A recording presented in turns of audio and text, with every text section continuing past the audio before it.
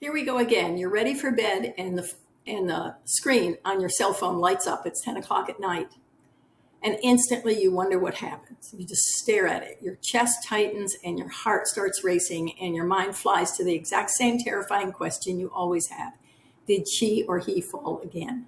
This is the exhausting, high alert reality of watching an aging parent lose their physical stability.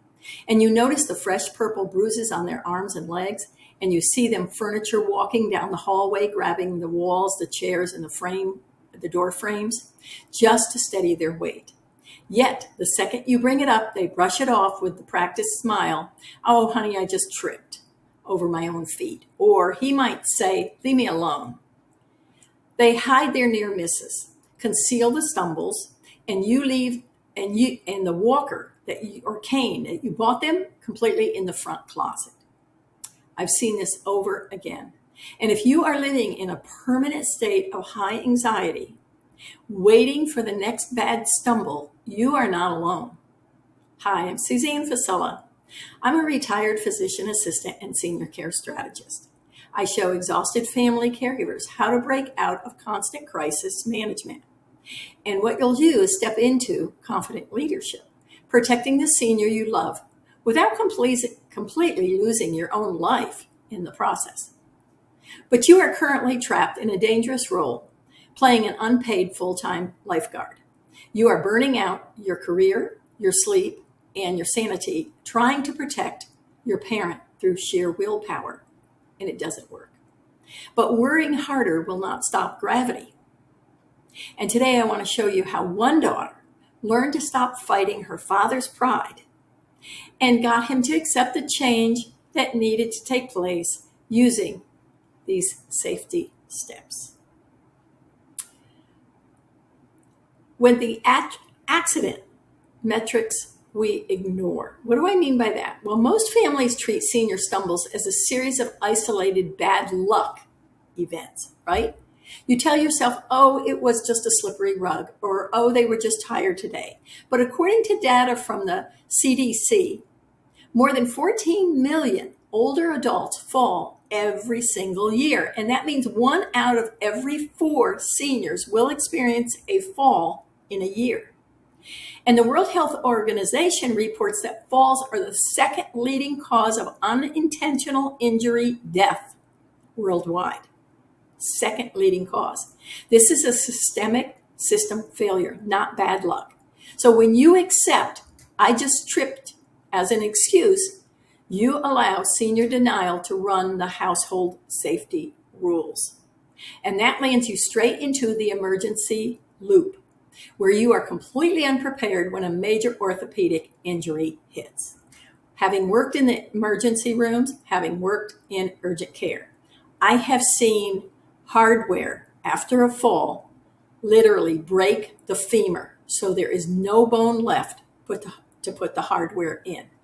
I have seen male and female seniors on the floor for over 72 hours, actually.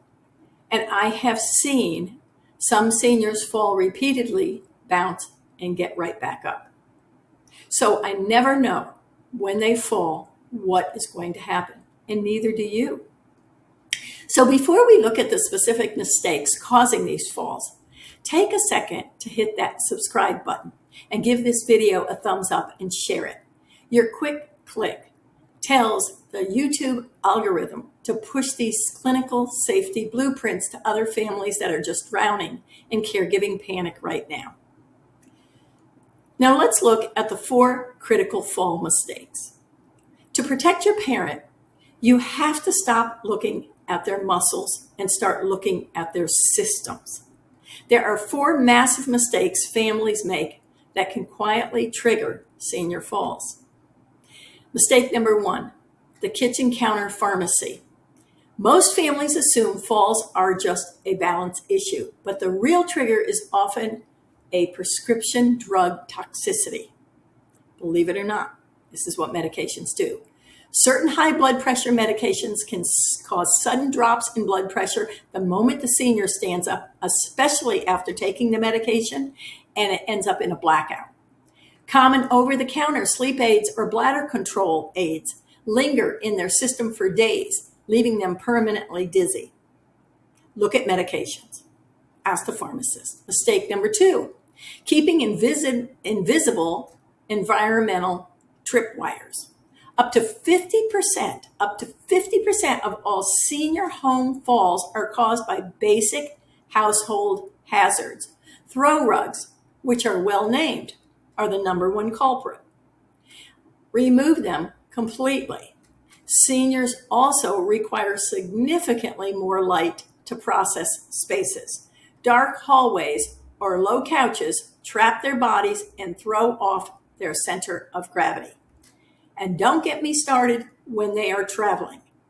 I do not know why hotels insist on keeping rooms extremely dark when a senior has got to live in that room for several days.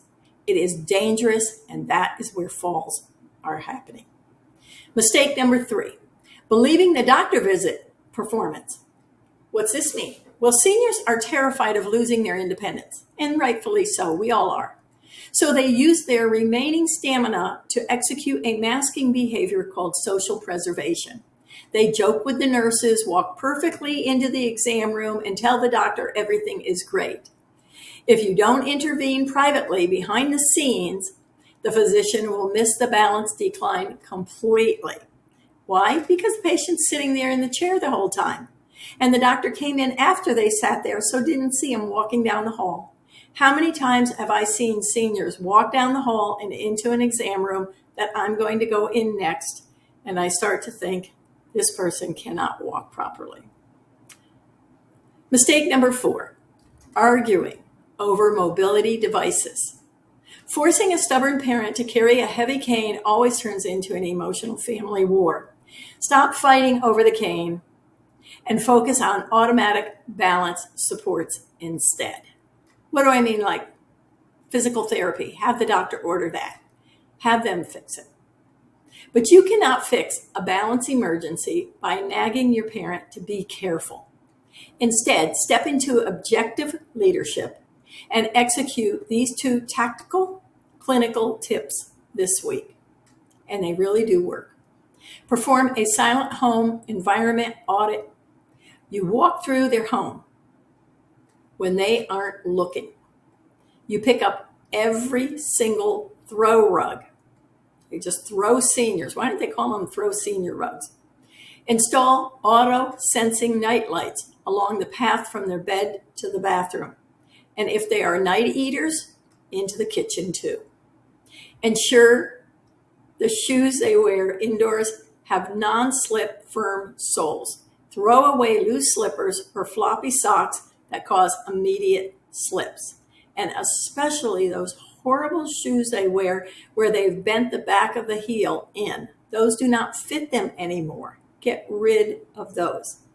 Tip number 2, facts. And if you can't get rid of those and you don't want to start an emotional war, then what you want to do is get that physical therapist in there to tell them that they need new shoes and where to go to get them fit.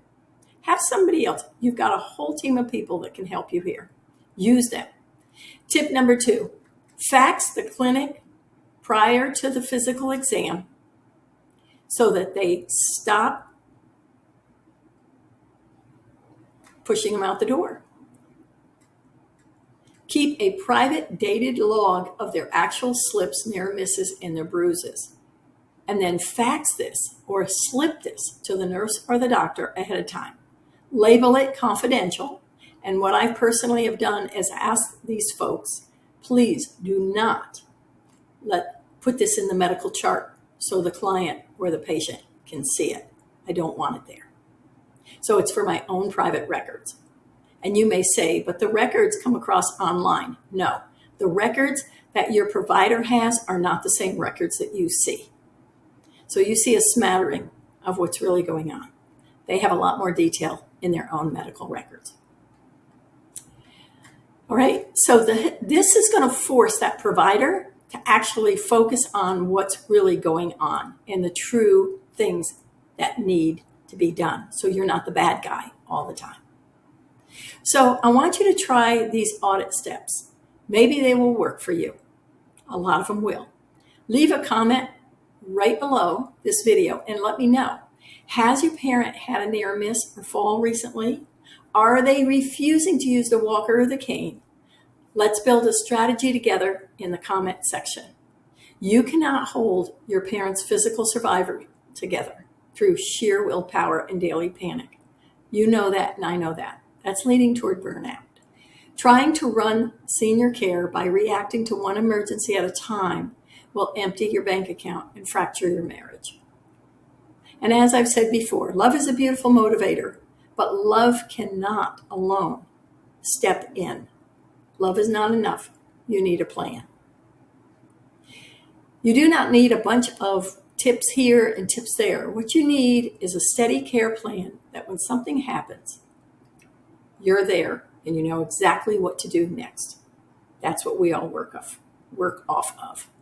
Take care and find my newsletter in the description below. I'll see you in the next video.